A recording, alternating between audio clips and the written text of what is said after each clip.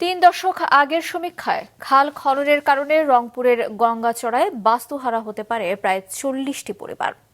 সাধারণ মানুষের সুবিধা বিবেচনায় প্রকল্প বাতিলের দাবি স্থানীয়দের। রংপুর থেকে ফুয়াদ হাসানের পাঠানো তথ্য এবং ছবিতে ডেস্ক রিপোর্ট। সেচ সুবিধা বাড়াতে বেশ আয়োজন করে চলছে খাল খননের কাজ। রংপুরের গঙ্গাচর উপজেলার আলমবিদিতর ইউনিয়নের ব্রহ্মত্বপাড়ায় হচ্ছে এই খনন কাজ। 3 দশক আগের সমীক্ষায় ধরে চলছে এই খনন কাজ, অথচ সেই সমীক্ষার কথা জানেন না স্থানীয় কেউ। পুরনো সমীক্ষা মেনে খাল খনন হলে বাস্তুহারা হবে প্রায় 40 পরিবার।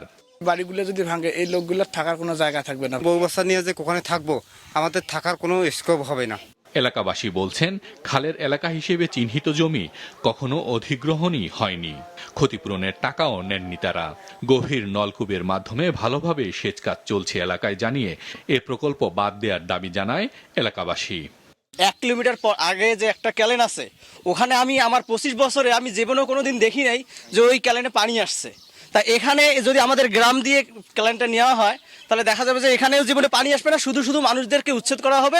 অনিয়মের সুনির্দিষ্ট অভিযোগ পেলে ব্যবস্থা নেওয়া হবে বলে জানান জেলা প্রশাসক।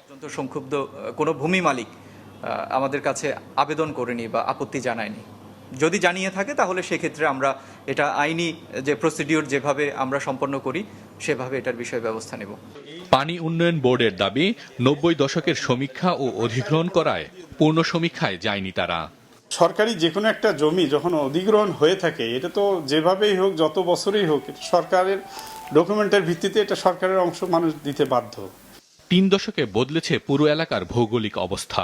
বাস্তবতার নিরিখে আবারও সমীক্ষা করে খাল খননের দাবি উঠেছে।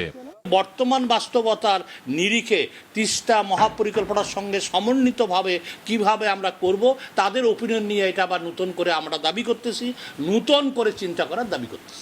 তিস্তা সেচ প্রকল্পের আওতায় রংপুর অঞ্চলে 1452 কোটি টাকা ব্যয়ে প্রায় 750 কিলোমিটার খাল খনন করা হবে। তবে 3 দশক আগের সমীক্ষার ভিত্তিতে খাল খনন বাস্তবসম্মত কিনা সে প্রশ্নের সুনির্দিষ্ট উত্তর দেয়নি সংশ্লিষ্ট কোনো কর্তৃপক্ষই। মাছরাঙা নিউজ ডেস্ক।